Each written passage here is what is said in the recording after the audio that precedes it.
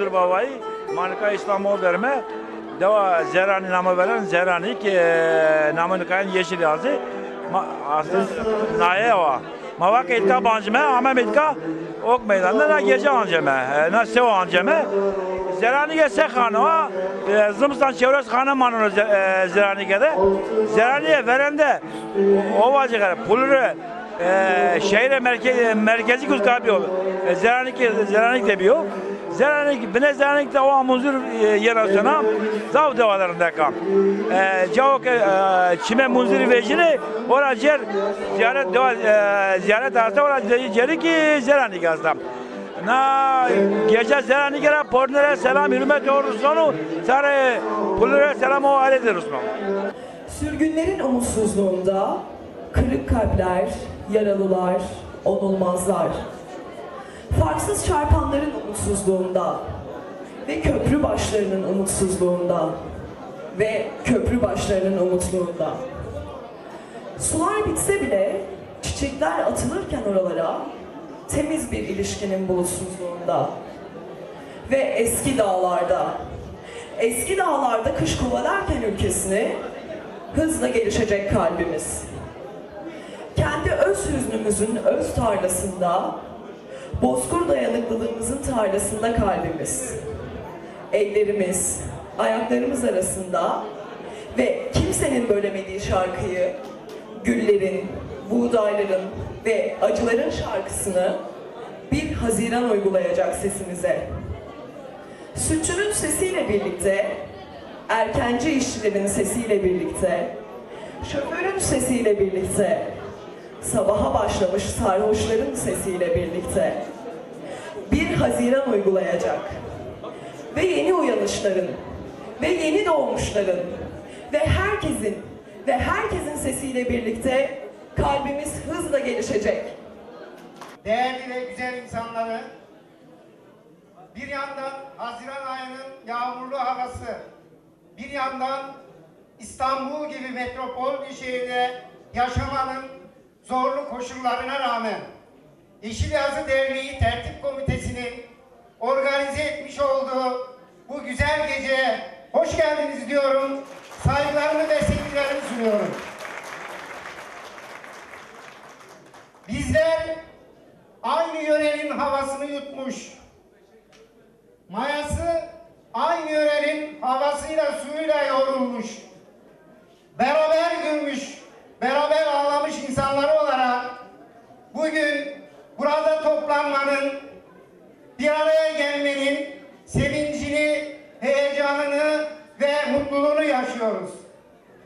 Şurası bilinen bir gerçektir ki mutluluklar paylaştıkça çoğalır, üzüntüler paylaştıkça azalır.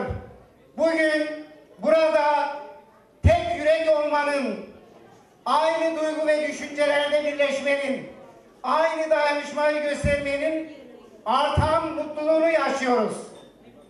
Değerli konuklar, teknolojinin baş döndürücü ve şaşırtıcı gelişmeleri sayesinde gittikçe küreselleşen dünyamız küçülmüş, küçük bir köy haline gelmiştir.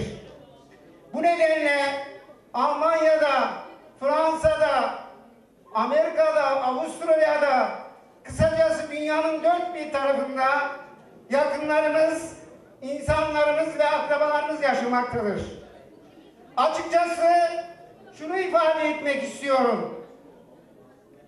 Zorlayan ekonomik koşullar nedeniyle, değişen sosyolojik şartlar nedeniyle her birimiz bir tarafa dağıldık.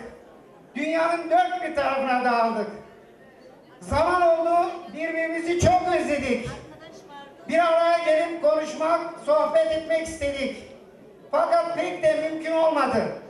Ancak şanslıyız ki bir doğa harikası olan Yeşil Yazı gibi bir köyümüz var. Şanslıyız ki gürül gürül çağlananları olan, renk renk çiçekleri olan Yeşil Yazı gibi köyümüz var.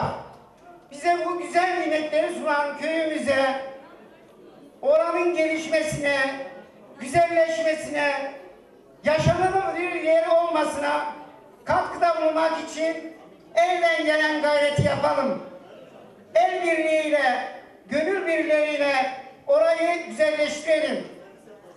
Bana ayrılan sürenin sınırlı olduğunun bilincinde olarak duygu ve düşüncelerimi şu dizelerimle bitirmek istiyorum.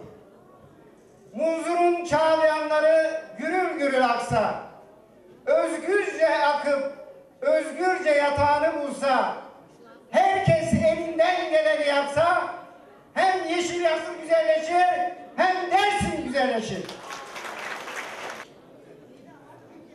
Sevgili dostlar, bu gecenin anlamı bizim için aslında çok büyük. Tabii ki ileriki günlerde yapmamız gereken adımları atmaya çalışıyoruz. İnşallah yarın öbür gün daha da güzel bir şekilde atacağız. Her şeyden önce bu akşam bizi yalnız bırakmadığınız için teşekkür ederim. Ellerinize, ayaklarınıza, emeğinize sağlık ve bütün arkadaşlarıma da ayrı ayrı teşekkür ediyorum. Hoş geldiniz, sefa geldiniz.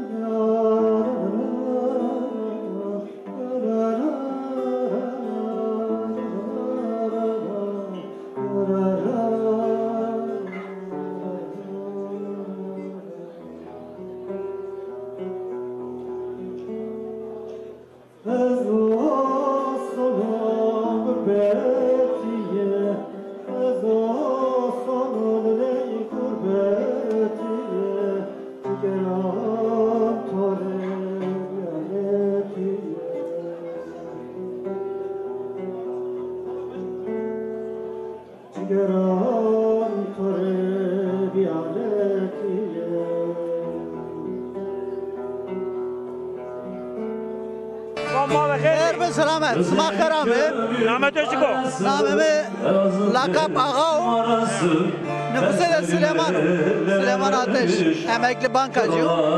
Peki hakikaten Zerani kelime tane kasabık. Zerani gideriz. Hatta deso tesi serine mandu uzara tepa memurine dolayı vecum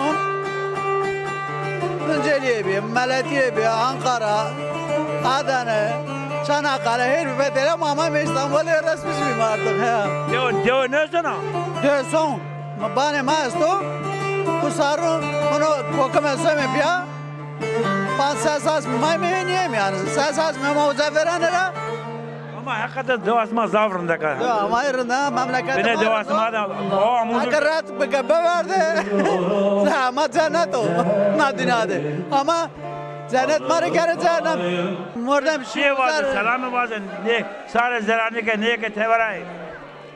Niye ki tevaray dedi. De akore yardım bekeri. Ha, de akore yardımını bedere. Ya beretelli. Bütün devam derece koy Ahmet sen seriyor hazır uğraştı. Devam akore yardım geldi. Ray zerre dövüm zel çiçek yok. Affedersin ona devama. Hükümet devama dedi. Devamaz kazabı 37'di. Biri soğuttu. Kazame bulur ovacığı. Uzara da var nazar kaymakamlık bir. Hakim oku, savcı oku, emuçi oku bir. Ha dö bir nikah köhne var. Sonra dö virane o. yani kes vurya çever opak ne kano. O mal o asto o ki yani disiplinli kaydesi rütben ama kesin niçin hatır gene. Soyme diyor bana ki İstanbul'a ame seviyor ne yapayım bir bana haber bana ara kahveci bana verdim savacı. Peki var be bana vaziyet. Aks mara racım. Mavi khirdi. خير بسلامات Şükran sekena. رندو ساغو راست Ahmet Çıko. Gülzar Dilekçi. Devam ama dünya. Zerani ke ama dünya. ما تشوز اسكام او بيم زاني اسكام مدينة تشوز كام مدينة هيا Bir isma kame piri. بريما تبي ما صار صادقان شي ملات قداش بريما تبي صار صادقان Verende sekerine.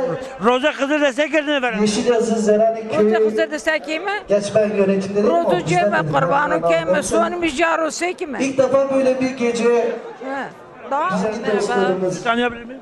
yer İsmim alacak. Gülçubuk adlı. Onları ben size bahsetmek istiyorum. Dernekte göreviniz ne? Dernekte Erdoğan Emir dernek bugün sahne üyesiyim. alacak. Danışmanıyım. Gecenin amacı neydi? Dostlarımızdan biri.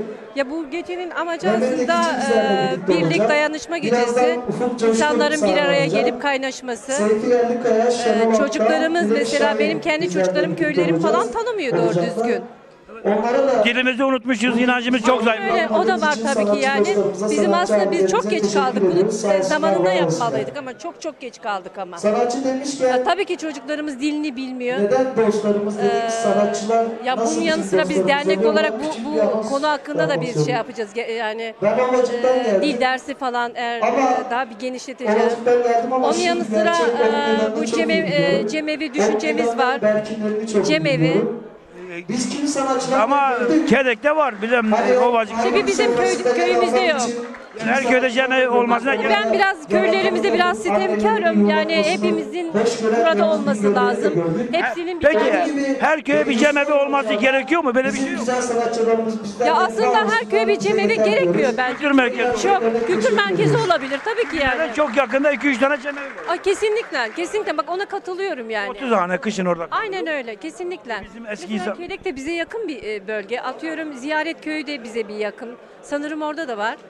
Yani ama işte tabii ki Köyün altyapısı var mı? Sağlık ocağı, altyapısı. ocağımız yok. Mesela sağlık ocağımız Altyapısı olması var. lazım. Altyapısı da yok. Ya köyümüzde birçok yani cemevi haricinde birçok eksiğimiz var yani. Düzenlemesi, şu an sahnede bir hazırlık mesela var. konaklama Ben o yerlerimiz, hazırlıkları ederken köyün çevre düzeni. Yani bunlar çok Aslında gerçekten çok hepimizin önemli şeyler bilmesi yani. gereken, Ne bileyim ben Demek ki yani. buradan gidildiğinde İş her olanağı taraftan yok anlatılması mesela gereken küçük bir anekdot gençlerimizin birçoğu anlatmak mesela istiyorum köyünü size. bırakıp buraya geliyorlar yani. Gençlerimize, okuyan gençlerimize yardım etmek lazım. Bilmeyeniniz de belki burada Kesinlikle, öğrenecektir. kesinlikle yani ben buna katılıyorum yani. Ama yani Bizim Biz derneklerde, cemevlerinde kadınların bir yerlere gelmesini istiyoruz. Erkek hegemonyasının kırılmasını istiyoruz aynı zamanda. bildiğiniz var mı bilmiyorum katılıyorum ama yani. İnşallah yani şu olumlu olur yani. kendisi gerek Başarılar dilerim. Teşekkür ederim. gerek çevresinden Çok birçok sağ ol. insanın Teşekkür tıpkı burada olan insan. Mavi khirdi. Her bir selamet. Namet yok, her çıkıyor. Ersin. Ersin Berat'te dernekte görev ediyor çıkıyor. Canların evine Başka yardımcısı. Bana dernek ne var gece söğüraz dönüyor ki. Ya. Ne o? köyüne gider. Çıra vrazın nasıl o? Hıdır canlara Cemevi vrazemi döv kodu. işkence yapar. Ayrı haber niye geze düzenlemişker. Çıplak soyup o karda onu Cemevi soğukla için. dondurarak döverek Altyapı için o, sağlık ocağı için o, Cevna, Şiyo'ya binik için. Hıdır canlar da galiba bildiği bir şey Onlar da yok doğru ama sağlık ocağımızın yapılması için devlete gerekli müracaatlar yapıldı. Yani sağlık görevlisinin bir hemşirenin en azından köyümüzde sürekli bulunması gerektiği konusunda. Onun haricinde köyümüzde yatılı okul var, öğrencilerimiz var. Bunlara sağlık hizmeti verebilmek için Sağlık Bakanlığı'nın bu konuda köyümüzün, muhtarımızın, köy meclisimizin buralara müracaat edip bu konularda destek beklemesi, destek istemesi gerekiyor. Şina perskeri, munzir, o munziri, çime munziri, ziyara munziri zımara zav necdiyam. Amlan zav bana karabalık, uzka ben özel panayır mavame ki ziyara ama o ocağın o, cahe panayır niyo. Çünkü maddi temiz bir ceme. Uzka temiz bize mi? Doğru söylüyorsunuz. Aslında her geçen gün doğamızı ve coğrafyamızı, ibadet yerlerimizi, ziyaretlerimizi gerçekten dejenerasyona uğruyor. Yani toplum bu konularda duyarsızlaştırılıyor. Özellikle bizim inançlarımıza saygısızlık tarzında davranışlarda bulunuyor. Bu konularda kesinlikle size katılıyorum. Toplumun bu konularda daha duyarlı olması, ziyaret yerlerimize ve bu tür değerlerimize önem ve sahip çıkmasını istiyoruz. Evet, kesinlikle. Çok teşekkür ederim. Başarılar dilerim. Çok teşekkürler, çok sağ olun. TV10'a başarılar diliyorum ben de. Merhaba. Merhabalar. Sizi tanıyabilir miyim? Cavide Dur. Ovacık mısınız? Hayır, Tokatlıyım. Öyle mi? Evet. Nasıl gidiyor gece? Dersimlerin gece? Dersimlerin gecesi çok güzel. İlk olmasına rağmen çok beğendim. Çok başarılı buldum. Hiç böyle acemi gibi değil. Bayağı bir profesyonel gibi yapılmış. Gayet memnun kaldım. Yani yapılan misafir olarak geldim. İnanılmaz misafirperverlikle üst safhalarda. Gayet memnunum. Bu köy eskide Ovacık'ın merkezi bu köymüş. Zeranik bu köy. Böyle tarihi bir köy. Tarihçiler diyor ki Ovacık yöresinde milattan önce 2000 yılında bakır madenleri işletiliyormuş. Bu köyde o tarihin bir parçası. Evet. Zeranik. Öyle mi?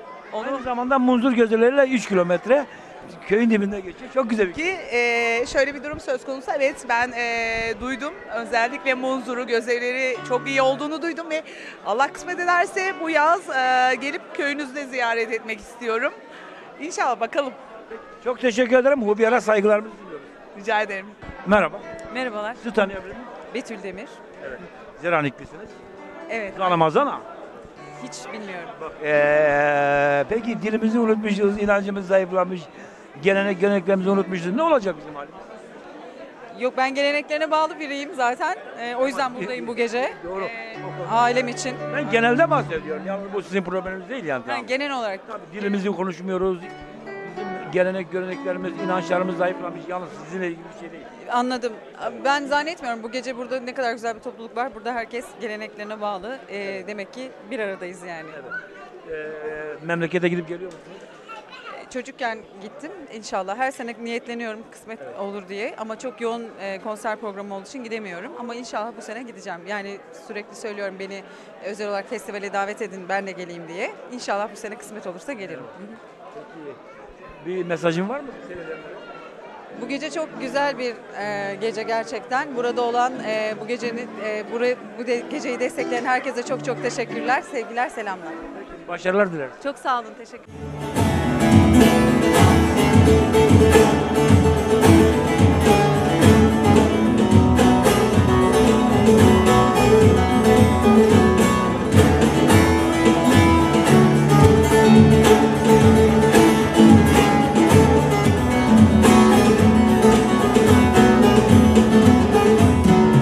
Arif bilir aşk elinin halini, canım halini, aldırır gönlümden kulli kavlini.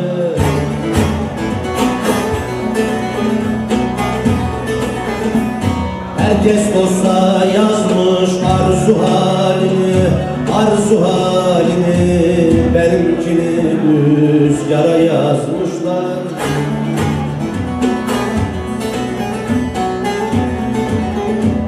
Herkes dosta yazmış arzu halini, benimkini rüzgara yazmışlar. Herkes dosta yazmış arzu halini, benimkini rüzgara yazmışlar. Merhaba. Merhabalar. Sizi tanıyabilir miyim? Ali Musa İkici. Evet. Hemetlerdenim. Gece nasıl gidiyor? Gece oldukça güzel. Bu arada gecede emeği geçen bütün arkadaşlara çok teşekkür ediyoruz. Uzun süreden beri böyle bir kalabalığın içinde değildik. Şahsım olarak bayağı bir uzakta ikamet ediyorum. Bu anlamda çok güzel. Uzun süreden beri görüşebildiğimiz akrabalarımız da burada. Hepsini tek tek gördük. Ben bir şey söyleyeyim. Tabii ki. Zeranikler bu köy derneğine üye olsunlar, yardım etsinler, birlik olsunlar, beraberlik olsunlar. Yoksulu var, fakiri var, üniversitede okuyan öğrencisi var. Ya da kavga edelim. Yani bu mantığı budur yani. Yok, kavga etmeyelim. Bütün derneklerimize sahip çıkmamız lazım. Aynı zamanda insanlarımıza sahip çıkmış oluruz. Evet, tamamen katılıyorum size. Bu anlamda sadece yardım olarak bakmamak lazım. Dediğiniz gibi ziyareti yaşatmak gerekiyor. Yeşilyazı'yı yaşatmak gerekiyor. Çocukluğumda, yani ben şu an 40 yaşındayım. Çocukluğumun 4 senesi Ovacık'ta, Yeşilyazı'da geçti. Dedemden, köyümden aldığım kültürle İstanbul'da hayatta kaldım. Dedenin ismi neydi? Munzur. Ya Munzur ya Munzur. Ya Çime Munzur. Evet. Evet. Biz ve bizden sonraki geleceklerdeki bağımızı koparmamız lazım. En önemli olduğunu düşündüğüm unsur budur benim. Dilimizi ve inancımızı. Dilimiz, evet, yani dilimiz bir şekilde farklılaşabiliyor ama inancımızı, kültürümüzü unutmamak gerekiyor. Hatta çok istediğim bir şey var. Hani kısmet olursa uzun süreden beri gitmiyorum başka nedenlerden dolayı. Ama çok gitmek istiyorum bu sene. Köyümüzün başkanı askerlik için kardeşim bu arada. Abim sürekli sürekli gidip gelir. Gıptayla bakıyorum kendisine. Kısmetse bu seneden sonra ben de artık sürekli orada yazları bilhassa gidip orada kültürümüzü tekrar hatırlamak istiyorum. Çok teşekkür ederim. Ben çok teşekkür ediyorum. Çok sağ olun. Dernekte görebilirsiniz. Ya yönetim kurulundayım. Böyle bir geceyi tertip ettik ve biz ilk defa böyle bir geceye tertip ettik. Bizim köyümüz çok güzel bir köy. Ovacık'ın en güzel köylerinden biri. Ovacık'ın nahiyesi, öyle diyelim. Şimdi bütün çevre köylere baktığınız zaman herkes bir gece yapıyor, düzenliyor. Ama biz ilk defa böyle bir geceye kalkıştık. Ama yine katılım iyi. Yani insanlarımız kırmadılar bizi, kalktılar, geldiler. Teşekkür ediyoruz hepsine. İlk olmasına rağmen yine de bir kalabalık var. Aslında Çok daha iyi olabilirdi, daha iyi olabilirdi. Seçim arifesindeyiz, biraz da cuma. Aynen öyle. Yani şimdi biz hepimiz iş hayatındayız. Çok yoğun çalışıyoruz. Kadınların derneklerde, cemevlerinde, yönetim mekanizmasında bir yerlere gelmesini istiyorum. Gerçekten erkek hegemoniyasının kırılmasını istiyorum. Her ne kadar söylemlerimizde demokrat, sol veya o tür şeyler taşıyorsak ama yaşamda bunun olmadığını düşünüyorum ben özellikle dersinde. Kesinlikle ben buna katılıyorum. Ben de bu erkek egemenliğini kılan, yani yıkanlardan biriyim. Her şeyde önde gitmeye çalışıyorum. Yani onlardan kendimi üstün görmeye çalışıyorum demeyeyim. Yani bu şimdi erkeklere haksızlık olur. Peki Munzur Baba'ya giderken ne dua ediyordunuz? Ne diyorsunuz? Munzur'a giderken ne hissediyorsun? Ne dua ediyorsun? Munzur'a giderken her zaman öncelikle aileme ve bana sağlık. Her zaman sağlık. Önce sağlık. Yani ben onun gücüne, kuvvetine çok inanıyorum. Acayip derecede inanıyorum. Her zaman oraya gittiğimde, yani en başımın darda olduğu zamanlarda her zaman Munzur Baba benim yardımıma yetişmiştir. Düzgün bize yardım etsin. Amin. Amin. Allah. Çok teşekkür ederim. Ben Başarılar. teşekkür ederim. Çok sağ olun. Merhaba. Sizi tanıyabilir miyim? Tanıyabilirsiniz. Benim adım Nida. Nida Zanamazana. Ay ben anlamıyorum maalesef. O zanıma, senin dedenin, nenenin, annenin dilidir. Bu Kırmancıdır. Okula gidiyor musun? Gidiyorum. Neden dilini evde konuşmuyor musunuz?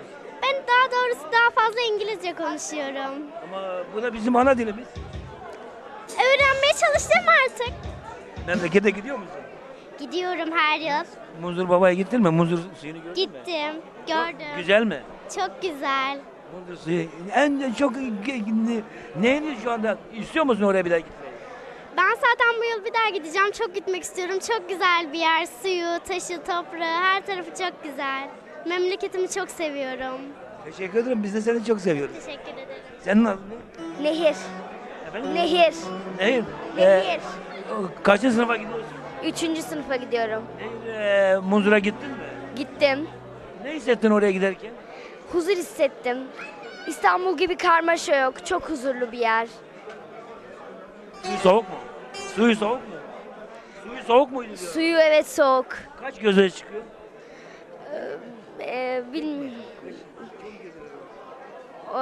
Bilmiyorum, orasını tam tahmin edemiyorum. Zanamazana. Efendim? Dilimizi biliyor musun? Dilimizi. Bilmiyorum. Zanıma bizim ana baba dilimiz, ana dilimiz Kırmancı. Ben İstanbul'da yaşıyorum. Köye yazınları gidiyorum. Yani bilmiyorum. Çok teşekkür ederim. Muzur'da görüşmek dileğiyle. Senin adın ne? Aras. Eren. Aras. Ney? Aras. Aras. Okula gidiyor musun? Gidiyorum. Memlekete gidiyor musun? Dersime gidiyor musun? Gidiyorum. Nerelerine gittin? Hangi ilçesine gittin? Nereye gezdin? Yeşil Yazı'ya gittim. Ovacığa gittin, Dersim merkezi. Gezdim. En çok neyini beğendin? Dersim'in en çok neyini beğendin? Muzdur senin. Başka? Ee, O dağları, ormanları, güzel çiçekleri. onları da beğendim. Onları da seviyorum. Öyle mi? Hı hı. Gidecek misin yine? Gideceğim. O zaman görüşelim Dersim'de, olur mu? Peki. Çok teşekkür ederim. Ben bir şey daha söyleyebilirim. Buradan anneanneme ve kuzenlerime ve yengeme selam söyle. Herkese. Evet, Dersim. herkese. Çok teşekkür ederim çocuklar.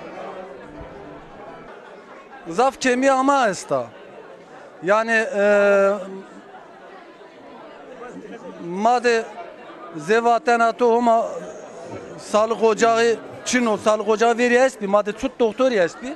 Altyapı kanalizasyonu kaç yıl ama? Tut doktor espi işte ne kaç Çin ne kaç yine bir vıl yapıyor. Azar ne usta ne ayda döker dalmıyor. Dalıyor ona şimdi Hendok döy ne kerdi bir tal kora sağlık ocağı ne mat. Yani karakoli ocağı kert kıslı. Kert kıslı. O kıslara tepeye işte nara hire seri çarseri raver karakol döy raveciya. Ocağı tepeye yiye ki işte döy bital ya millet ama döy ama. Leto zediri inay koti yiyeceğim. Ne doktor esto, ne sağlıkçı esto, ne ebe esto, ne hemşire esto. Tabi Çino. Cemevi vatanı değil, ne kadar mektep esto olacaktı. Mektebi diyor ama o da muhtariye, ne kadar tapuya da muhtariye. İşte var ne ki oca cemevi virajım ama. Kültür merkezi. Kültür merkezi, tabi kültür merkezi biçim. Ama oca da zevatan eto, zaya o çıka ben o, çıka ne ben o. Gerek o yiser o mühendisi biri, fındırı, proje virazları. Çıkı zaya mektebi hente gırsınıyor. Tengoy, kıçka koy. Çünkü zevatan ato dormema da esti yani çedagı da esta camiyevi jare he jare orada camiye gurete you know oca kene camiyevi yani ecel okuz dedi Çin'o aslında mı göre lerce ko Çin'o millet tamam Türkiye millet sünni yani kılamış nokul her devede camiye her mahallede cami var ama her devede cami ema hem biyo ema Kur'an-ı kana camiyevi yani yemi mi göre ki perskena cemevi ma roz be roz kene sunni. Yani cemevi ma ki son işte na İstanbul'da son kayıt kon aynı adet tori sunniyor. Ma değişken. Ma adet ko vurno he ma adet tori ko vurno. Yani itikatı ko vurno. İtikatı ma sonu sunni ne ser. Kur'an'a Hoca ki vatene ki bere camiyo bu cemeviyat telle de virajim. Ma kıyım envanı ki yani ma itikadı Kur'an tvindikim. Le camiye de itikatı yunum bicirim. Raya değişken maalesef. Raya bu vurnim ya. Roa kussas kim roa ku bu vurnim.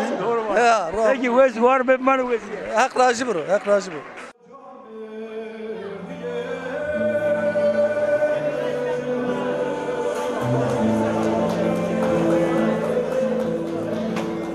Vay lemine vay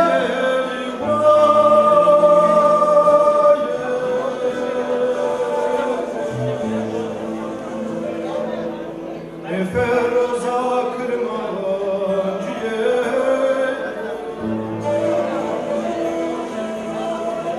Gayet yüce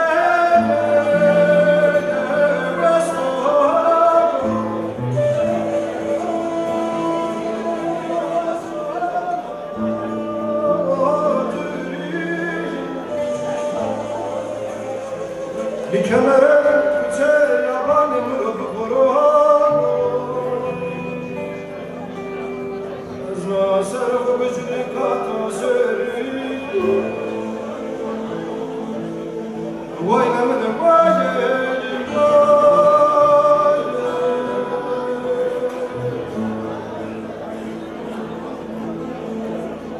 Feroza kırmancıye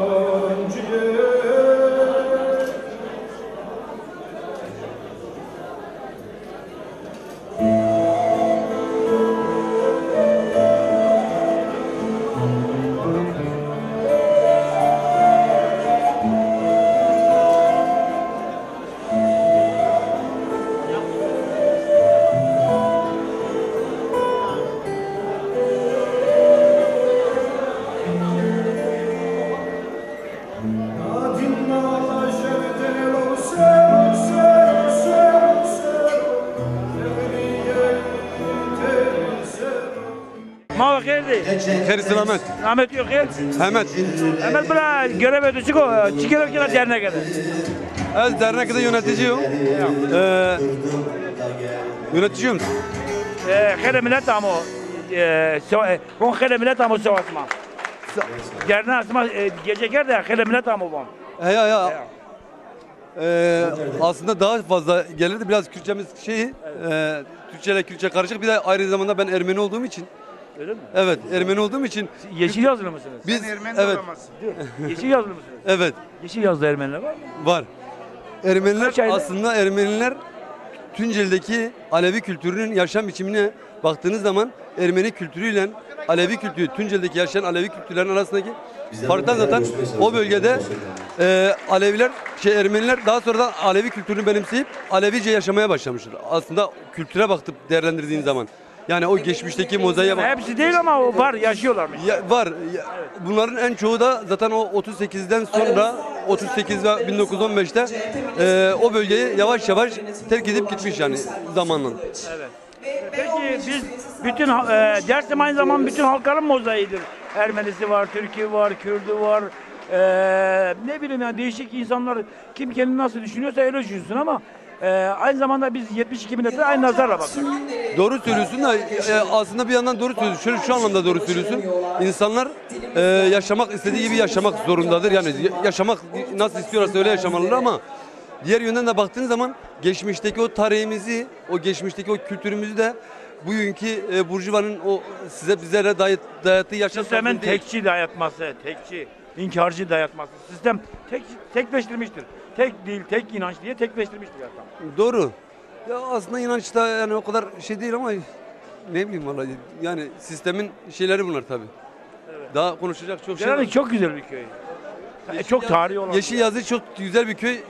Yeşilyazı'nın ayrı bir özelliği daha var. Yeşilyazı'da bu zamana kadar yaşayan 39 aile var. Bu 39 ailenin öyle enteresan bir mozaik ki 39 aile var. Bu 39 aile hiçbiriyle akrabalık bağı yok. Ve 39 soy isim. Bu soy isimlerin hiçbiriyle bir akraba bağı yok. Hiçbiriyle bir kan bağı yok. Ve bu aile bu mozaik senelerden beri birlikte yaşamışlar. Birbirlerine ne insan vurma, ne kavgası, ne dövüşü vardır. Yani aşiret kavgası veya ona benzer olaylar yaşanmamıştır Yeşilyazı'da. Yani Yeşilyazı çok farklı bir köy anlamda.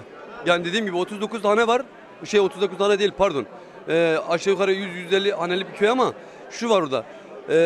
39 soy ismin var ve bu 39 soyadı birbiriyle akraba bağı yok. Evet. O köyün.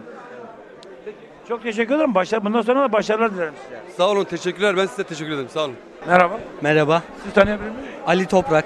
Ali Bey, dernek yönetiminde göreviniz ne?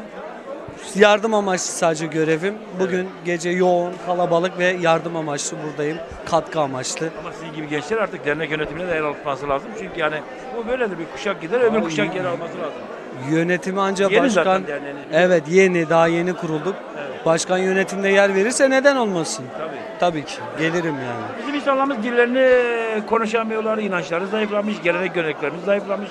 Biliyorsun Dersim coğrafyası barajlarla, HES'lerle, siyanürlü altınla, maden aramalarla boğulmak isteniyor yani. Ne diyorsun bir genç olarak? Valla kesinlikle karşı çıkıyoruz, eylemlere gidiyoruz. Basın açıklamasına katılıyoruz. Kesinlikle katılmalıyız ve özellikle bizim gibi gençlerin katılması gerek.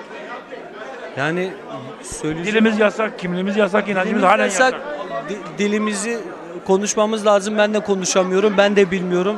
Şu anki en kötü ayıbımız bence de o zaten. Ayıp değil de yani biz yasak dil kendi açımdan başka altında hissediyoruz kendimizi. Yok benim o kendi açımdan ayıbım. Ben kendimi öğrenemedim, konuşamadım. Evet baskı var kesinlikle. Sokakta, mahallede, okulda her yerde baskı var. Baskılar ama yine de dilimizi öğrenelim diyor. Kesinlikle öğrenmemiz lazım. Peki başarılar dilerim, teşekkür ederim. Çok sağ olun, kolay gelsin.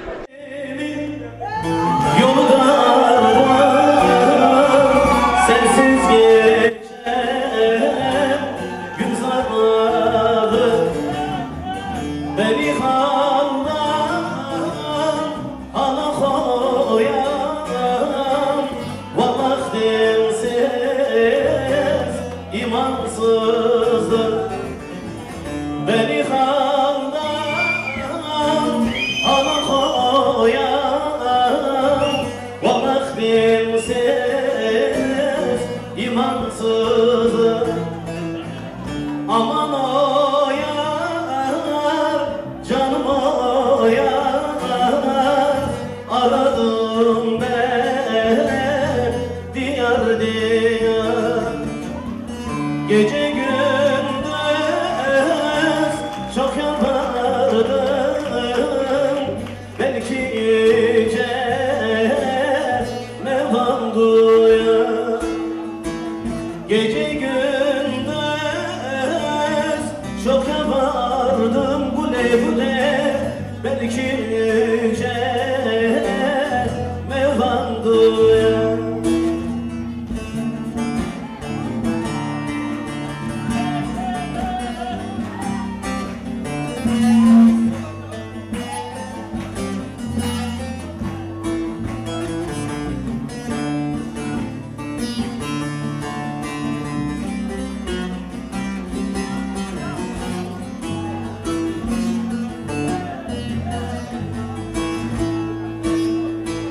Aşık Cemil dağı taşı dinmiyor gözümün yaşı. Mevlam öyle yaratmış ki dünyada bulmaz eşi. Dostlarım beni düşersem bu kardan, o sanmazsın beni. Derin oy oy oy, derin oy oy, derin oy oy oy, derin oy oy, derin oy oy oy, derin oy oy, derin oy oy oy, derin oy oy.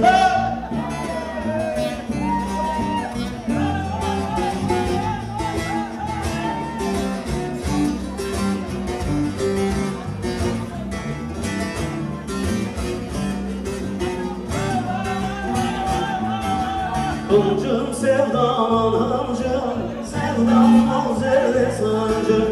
Hıncım sevdam hıncım, sevdam mazerre sancım. Gel şahanımda var, dosta düşmana karşı. Gel şahanımda var, dosta düşmana karşı. Derin oy oy oy, derin oy oy, derin oy oy oy, derin oy oy, derin oy oy oy, derin oy oy, derin oy oy oy, derin oy oy.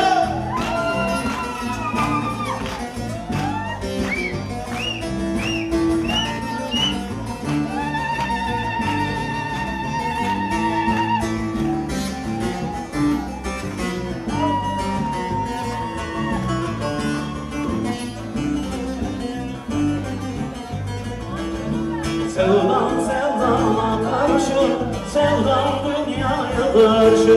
Sevdam sevdama karşı, sevdam dünyaya karşı. Ağlayma güneşe düşeriz kaçıncı. Ağlamda güneşe düşeriz kaçıncı. Derin oy oy oy, derin oy oy, derin oy oy oy, derin oy oy, derin oy oy oy, derin oy oy.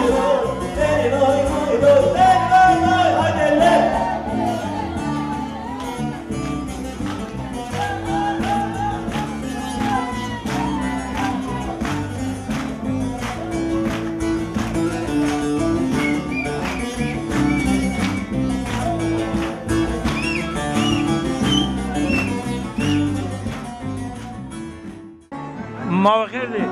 Khair bi selamet. Ahmet Yokir. Nihat Aksu. Bir zarani karanlık. Şimdi ben şöyle bir şey söyleyeyim. Zaten sizin kadar çok iyi bilmiyorum. Zeranikli. Ama çok Zeranikliyim. Evet. Niye bizim insanlarımız dilini fazla konuşmuyor? Niye acaba? Bu tamamen devletin baskılarından kaynaklı. Benim çocukluğum 38'den sonra başlıyor. 38'den sonra oraya yerleştirilen ayrıcalıktan kaynaklanıyor. Okullarda Türkçe öğrendik ve Zazaca'da yasaklandı gibi bir şey diyebilirim ben. Evet. Güzel bir gece oldu. Gece hakkında görüşlerinizi alayım. Bu bizim Zeranik köyünün ilk gecesi. Güzel bir gece oldu. Dayanışma, yardımlaşma amaçlı. Köyümüzde bir takım sosyal tesisler kurmak amaçlı bu yapıldı. Zaten derneğimizde uzun süre olmadı kurulalı. Bu amaçla yardımlaşma bir gece düzenledik. Güzel oldu diye düşünüyorum. Teşekkür ederim. Çok sağ olun, teşekkürler. Ama hayırlı. Hayır ve selamet. Ahmet Yakırçıko. Namımız Zefero. Camer bıraktı yönetimde çık görevde çıko. Ama görevim ama yardımcı başkanım. Başkan yardımcı benim çıka destemara yonunuzu. Ne millet ama onu bilir. Valla ma vatkı tane daha zafıyor ama öyle seni kamay. Millet ama herhalde ki tane duyarsız. Yürüyor, ray olan. Tabii trafik. Policiler millet ezma policiler rolünün için ama. Ya tane trafik İstanbul esto. Hay bahane kır ama aslında keşke daha zaf millet ameni. Ma sonuçta da doğa gori çiğ kelime. Var mı cem evi vracime. Yani belki de doyama vacık da en doya da pila. Ama doyama da ne cem evi esto ne millet juanı hukuşken o. Yani zerangde belki dise millet esto ama nenanra desponsiyonu ya juanı hukuşken ya kışnikeni. Ma var mı? İşima fena. İşima fena. Ma çe de khol qish kelme me ama vispond roz raver lazım bir este kırmancı keşkan. Juan ma keşkan juan ma bu musro. Ke juan khu vira mekro. Ya. İtikad hoy ho vira mekro. İtikad benim domona kazaker Munzur baba var söyle. İtikad khu vira mekro khor espiro İtikad khu vira kenise ez mahfon. Sibat kamil hoca. Kuresan rayma. Kuresan. Ya kuresan rayma. Ama ne ocak zaten pirema. Büyük kalkan dünü kaçırır ramı da hem ramı rao değil mekere. Ya Allah. Masavacım vayrim kurez millete mara vayrim beşiro. Böyle düzgün akıl fikir millete mara. Ya Allah. Savacım. Var be, var. Sağ olasın. Koyu var be. Sağ olasın. Tara millete mara pörna zaf selaman kon. Leonan destanı muakora zaf kutamı ver. Koru zafrın sekiro. Sana ısma hayır bu sağ olasın. Bugün biz Zeraniklerin gecesine geldik. Çok güzel bir geceydi. Teşekkür ederiz böyle bir organizasyon yaptığınız için. Bu konuda görüşlerinizi alabilir miyim?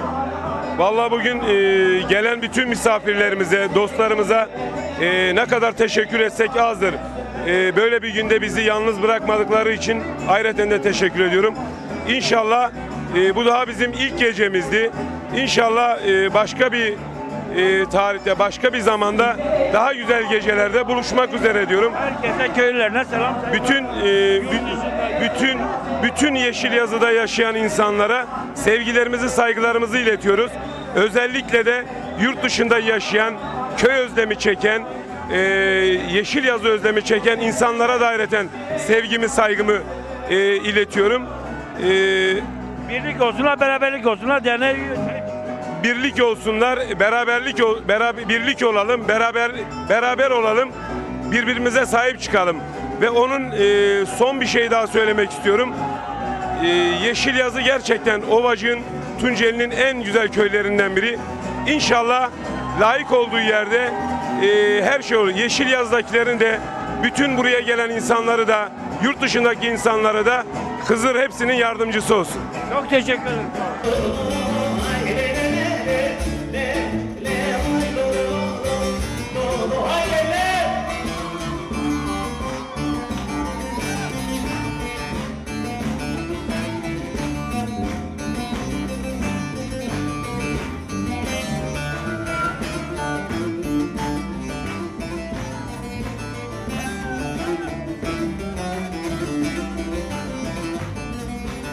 Benim adımdan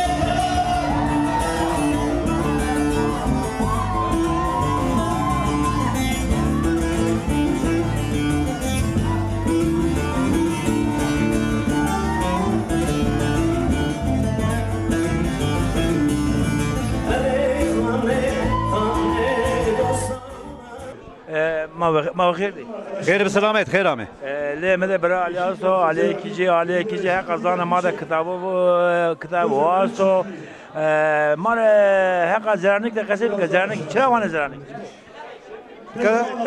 زرانيك مانه هو yani yeno emin mane emini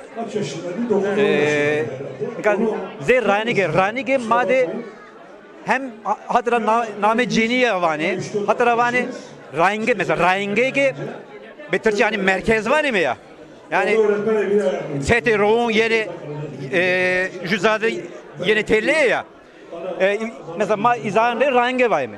Ze range hani merkezi bütün izan yani yine imane tabi hadi bir hayvani ki hemen Hermenki belki de name Hermenki Beno oy Beno ama düğe tabi yani no millet o ki nasatı nika na düğe de Ömer Rameno o milletema Hazaro heyso panza sıra raver ni milletera kes uzadı Çin'i bir Hazaro heyso panza sıra tepya gran yuas no milletera uzadı nika Ömer Rameno yine ama uzadı benge guroti bani varaştı ama inanlar raver koy muziri de vani işte mesela vani vari Sağlıoğlu vani vari Demiroğlu vani nika inana kes Çin'o ama yani vatani o akı hani annem millete mo nüya bu inana yani Ahmet Telli hatta zaza bile depero hemen geldi ama duyamadı yani duya zerani gidi sıftı Hazaro heyso panzasına tepiya millete yoğaz uzadı benge gurutu mesela ama tarıyor verene ki merkeze ovacığı zerani tabii ki işte uzara tepe Hazaro nöso nöde zerani ki bir ayımın bir kaza hatta yürüso hot hatta yürüso hot uzada kazayı nikerdi Yürüso seste no hukumata Türkiye kanunu tunzeliği verdi ya ilk kanuna tebiya nafay kaza zeranigara dari ve şi pulur işte pulurda name o vazıga kaza nüviye gridiyayı nika ez yani vazol babay Türkçe çağırınca teni Türkçe'ye senek var ya. Tam sene heni bacıdı yani tamam belki janrın ama yani zanayını bu keşkerden jüniya ayrıca çağrının Türkiye. Şimdi 1850'lerden önce Yeşilyazı'da yani Yeşilyazı bir yerleşim birimi değil. 1850'den sonra yavaş şimdi özellikle tabii Ermeni nüfusun tamamen oraları boşaltmasından sonra çok ciddi anlamda tarımsal kesimde ciddi bir boşluk doğduğu için yavaş bazı aileleri orman köylerinden yavaş bazı aileler ovaya yerleşmeye başlıyor ve tarımla uğraşmaya başlıyorlar. Şimdi şu anda mevcut ailelerin hiçbiri aslında yani 1850'den önce Yeşilyazı'da ikamet etmiyorlardı. Değişik haşiyetlere mensup insanlar yaşıyor. Şimdi bizim Yeşilyazı'da yerleşik olan ailelerin çoğu daha önce yaşadıkları yerde yaşadıkları sorunlardan dolayı oralara göç etmişler ve Yeşilyazı'da özellikle mesela Kasımoğlu Munzur köyün yerleşiminde çok önemli bir rol almıştır. Başka yerlerde sorun yaşayan aileleri getirip orada barınmalarına, orada yeniden mekan tutmalarına özellikle ön ayak olmuştur. O yüzden kendisini de biz gerçekten rahmetle anlıyoruz. Hem de artı o 1900'lerin başında çok ciddi anlamda hem çok ciddi bir Alevi hukuku yaratmış. Yani bir halk hukuku yaratmış. Alevilikle beslenen bir halk hukuku yaratmış. Ve insanlar arasında, komşular arasında yani komşuların kendi aralarındaki o dayanışmalarını her türlü çelişkileri çözmekte yani o ortaya çıkardıkları, yarattıkları halk hukukuyla insanları idare etmeye çalışmışlardır. Fakat şimdi Yeşilyazı gerçekten Zeranik köyü sadece Ovacık'ın değil, bütün Dersim genelinde de gerçekten önemli bir merkez sayılacak bir yerdir. Şimdi niye? Şimdi bir defa her şeyden önce hemen Munzur kaynağı hemen 3 kilometre ötesinden doğuyor ve çok ciddi anlamda hatta Ovacık Ovası'nın neredeyse %80'ini oluşturan bir şey var, sulanabilir bir tarım arazisi var ve Yeşilyazı buna sahip. Fakat biz bu sulanabilir tarım arazisini gerçekten sağlıklı ve doğru kullanamadık ve bundan da ciddi şekilde yararlanamadık. Peki dernek ne zaman kuruldu? Şimdi derneğin kuruluşu, tabii dernek önce köyde kuruldu. Yani kurucu arkadaşlarımıza da tabii buradan teşekkür etmek istiyorum. Şu anda da o arkadaşımız şu anda burada aramızda.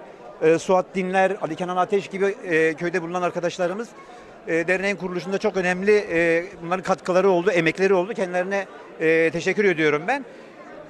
Daha sonra bizim burada yaptığımız bazı toplantılarda dernek merkezinin İstanbul'a taşınması yönünde bazı kararlar biz aldık. Ve mevcut yönetimde bulunan arkadaşlarımız dernek yönetimini buraya aldılar. Şimdi tabii yani Yeşilyazı'nın 1960'larda sahip olduğu yani o hem fiziksel donanımı hem de bulunan devlet kurumları bugün ne yazık ki yok. Şimdi devlet kurumlarının birçoğu bizim için çok da fazla bir şey ifade etmiyor. Çoğu bizim için orada belki de bize bekçilik yapıyorlardı. Daha doğrusu bizi denetlemek için orada varlardı. Ama çok önemli bir şey vardı. 1969'da orada faaliyete geçen bir sağlık kompleksimiz vardı. Sağlık ocağımız vardı. Ebesi, hemşiresi, doktoru, sağlık memuru vardı. Bugün 1994 o köy yakmalarıyla birlikte, köy boşaltmalarıyla birlikte oralar askeri kışlaya dönüştürüldü. Bugün halen Yeşilyazı halkı ve çevre köylerimiz, yani Yeşilyazı çünkü aynı zamanda bir köy değil bir nahiye. Nahiye olduğu için de bağlı köyler var. Şimdi o köylerde de herhangi bir sağlık kompleksi yok. Ve Yeşilyazı halkı bu anlamda doğrudan bir yerden hizmet alamıyor. Doğrudan sağlık hizmeti alamıyor, başka hizmetler alamıyor. Öncelikle biz bunların giderilmesi noktasında hem dernek yönetimimizin hem köy muhtarlığımızın bu konuda ciddi yine çabaları var. Hatta mevcut okul yerini daha önce askeri kışla olarak kullanılan okul yerinin tapusuyla ilgili bazı gelişmeler oldu. Oranın bir inanç merkezi ve kültür merkezine dönüştürülme durumu söz konusu. Bu anlamda da arkadaşlarımızın çok ciddi emekleri var. Bu etkinlik onun için yapıldı. Bu etkinlik tabii onun için yapıldı. Zaten şimdi biz özellikle de şimdi tabii hani Yeşilyazı Sosyal Yardımlaşma ve Kültür Derneği diyoruz ya. Yardımlaşma ve Dayanışma Derneği. Mutlaka tabii kendi içerisinde yardımlaşması ve dayanışması olacak köylülerin ama bu yardımlaşma ve dayanışmayı Yeşilyazlıların, Zeraniklerin özellikle yani Yeşilyazı'nın daha dışına taşırması lazım. Çevre köylerle, yakın köylerimizle de bir entegrasyona, hem ekonomik entegrasyona girmemiz lazım. Az önce bahsettim, hani sulanabilir tarım arazisinden bahsettim. Şimdi gerçekten de Yeşilyazı havzasında bulunan tarım arazilerinin çok büyük bir bölümü Yeşilyazlıların kullanımında çok doğru kullanamadığımızı, yararlanamadığımızı söyledim ya. Şimdi orada çok ciddi anlamda bir tarımsal ekonomi var ve bu tarımsal ekonomiyi de özellikle de yine komşu köylerimizle birlikte bunu bir ekonomik kazanca dönüştürmemiz gerekiyor. Bu anlamda da bir çaba göstermemiz lazım. Dernekle ilgili de dernek bugün tabii bir sosyal yardımlaşma derneği. Ama bunun faaliyet alanını daha da genişletmemiz lazım. Buradan aslında Yeşilyazı Derneği'nin şu anlamda da bir derdi olmalıdır. Yani özellikle Dersim coğrafyasına, sadece Yeşilyazı'ya değil, Yeşilyazı'nın çevresine, Ovacık'a, diğer ilçelerimize, Dersim'in tümüne, geneline yönelik devletten ya da başka kaynaklardan gelecek her türlü saldırıya karşı, yani doğamıza karşı, inancımıza karşı, dilimize karşı yönelebilecek her türlü saldırıya karşı bizim ciddi anlamda örgütlü olmamız gerekiyor ve bu örgütlülüğü de daha da büyütmemiz gerekiyor. O yüzden de Yeşil Yazı Derneği'nin bir yöre derneğinden öteye bir demokratik kitle örgütüne dönüşmesi gerekiyor. Söyleyeceklerim şimdilik bu kadar. Teşekkür ederim. Eğer başka soracağınız bir şey yok. Çok teşekkür ederim. Ben teşekkür ederim. Merhaba. Merhaba. Nasılsınız? İyiyim, sağ ol, teşekkür ederim. İsminiz ne? Ercan Süslü. Zeraniklisiniz. Yeşil Yazılı'sınız. Yeşil Yazı, Zeranikliyim. Evet. Dernek gecesi var. Bu ilk kez yapılıyor. Bayağı da kalabalık var. Çok sanatçı var. Ovacı'nın çok sanatçıları var. Evet. Tabii ki 20 senedir memlekete gidemiyorum. Şu anda senelik izindeyim. Seçimler olduğu için, burada oturduğum için, İstanbul'da oturduğum için gidemiyorum. Ama çok özledim memleketimi. İşte televizyonda o büyüklerimizi görünce, o köyü görünce inanın ki şu anda doruklanıyorum, ağlıyorum yani, üzülüyorum yani. Neden bizim ülkemiz, memleketimiz bu duruma geldi? İşte görüyorsunuz. Bu Biz diyoruz barış olsun, kardeşlik olsun. Tabii. Köylerimiz boşaltılmış, Tabii. mezarlarımız boşaltılmış. İnsanlarımız zarar gördü. Biz sosyal demokrat, devrimci, aydın insanlarız. Biz herkesle barış istiyoruz. Sadece Kürtler, Aleviler diye değil. Ülkeye barış gelsin Tabii. canım, bir kişi değil. Bu barışı kimler sağlar? Bugün 13 yıldır Demokratik Toplum Partisi'ni hep oynanan oyunlarla hep geriye attı. Öyle mi? Gerçek değil mi bunlar? Hala uyanamadılar. Ve bu ülkede bugün faşist juntanın devamı olan bu hükümet barışı değil ve bugün katliamları getiren, gezi olaylarında gencecik çocukları katleden ve Suriye'de Orta Doğu'daki katliamın en büyük mimarı Tayyip Erdoğan değil mi? Artık yeter. Yeter demek zorunda. Biz halk olarak buna dur dememizin zamanı gelmiştir. Başka bir şey demek istemiyorum. Çok teşekkür ederim. Sağ ol. Böyle zaman ne zanı adın ne? Ali Emre. Ali Emre, Munzur'a gittin mi? Evet. Kaç kere gittin? Çok. Güzel mi? Evet, çok güzel. Bu sene yine gidecek misin? Evet. En çok neyini sevdin? Tek ağacı. Tek ağaç var ya. Evet. Bardaktakiler. Onu çok sevdim. Suyu soğuk değil miydi? Çok soğuktu. Öyle mi? Dersim güzel. Evet, güzel. Seni seviyoruz. Oku. Bu halkın sana ihtiyacı var.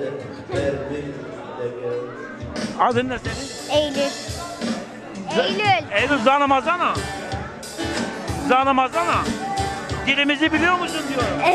Yok, bilmiyorum. Niye? Bilmem. Evde konuşmuyor musun? Hayır, annemle babam konuşuyor ama onlar da Türkçe konuşuyor.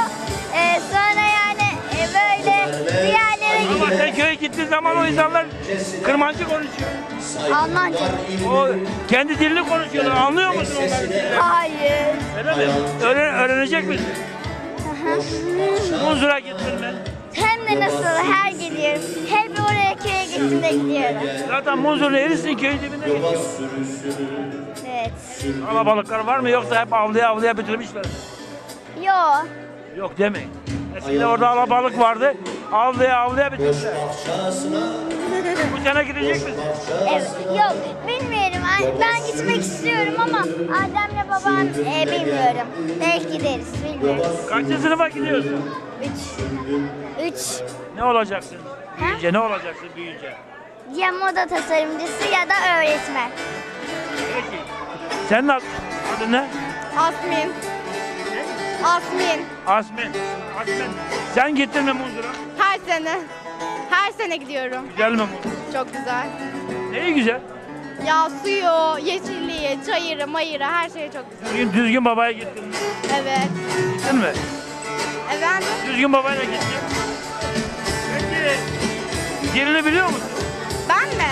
Sadece Sekena'yı biliyorum. Sadece nasılsını biliyorum. Az mı biliyorsun?